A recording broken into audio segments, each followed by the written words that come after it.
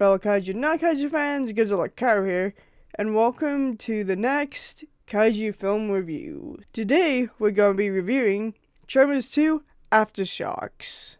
So, let's get right on into it. Released on April 6th, 1996, Tremors 2 is the first of the sequels to be a direct-to-video release, after not being able to secure the return of Kevin Bacon and Reba McEntire. What's more, I shall be referring to this book for the origins, so let's see how this film came to be. It's actually a short explanation, funnily enough.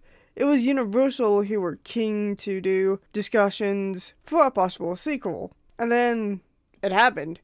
I'm sure there's probably more to it than that, and if there is, I shall refer you all to the Tremors saga. It's the first production of Stampede Entertainment, and S.S. Wilson was promoted to director after being the second unit director on the first film.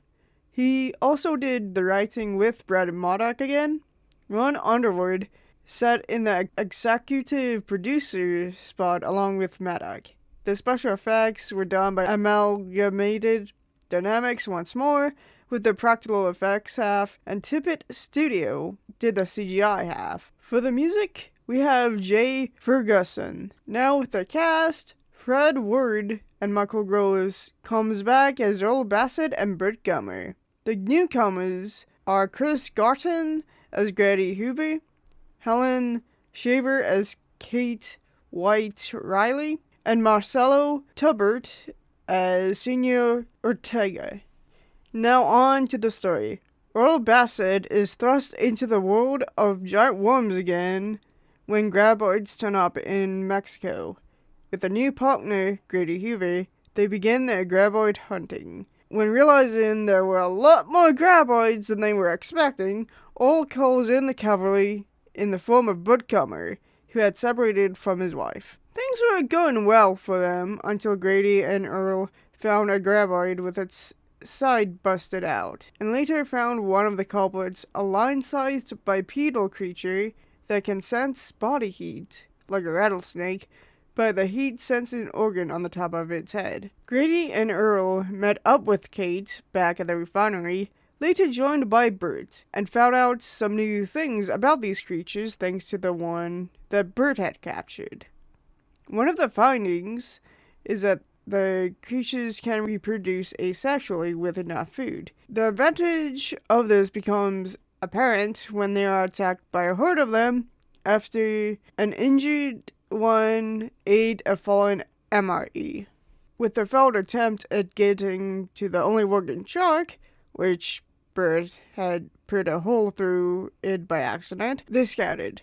Burt ended up in a bucket of a forklift, and the other three on water towers not too far from him. Burt eventually gets the creatures into the garage, and Earl threw a bomb in the bed of Burt's truck. They are finally freed from the danger once the bombs went off, spreading bits, pieces, and carcasses everywhere. They walked to the crater, happy to be alive, and Grady said about a theme park, and that it would be Earl's big third chance.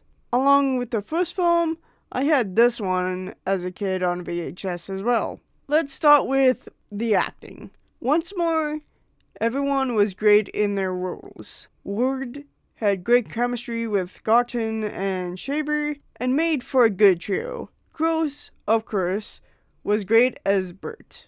The characters were great and still felt like real people. Earl had some trauma from the first film that still affects him, which is something I do appreciate. Again, no overarching character development, which is fine. Kate is fresh with her seasoned career in geology, and Grady is a good foil to Earl. The banter between Earl, Grady, and Burt and Grady is a highlight of this film. The plot isn't special, it's just the usual seasoned vet being talked into doing what he doesn't want to do, and having a younger, less experienced partner, so not really much to say. The special effects were great, especially with the practical effects. Though, with the CGI, it is a bit dated, but with the budget they had,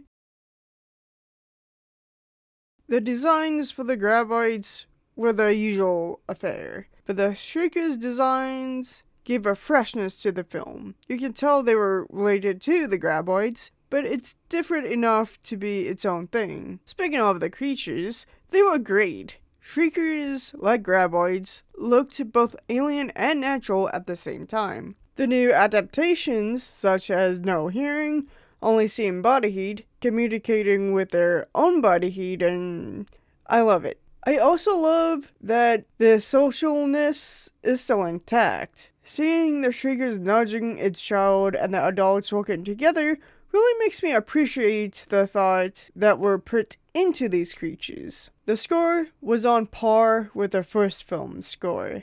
Not much to say about it. Overall, a great sequel that is, in my opinion, on par with the first film.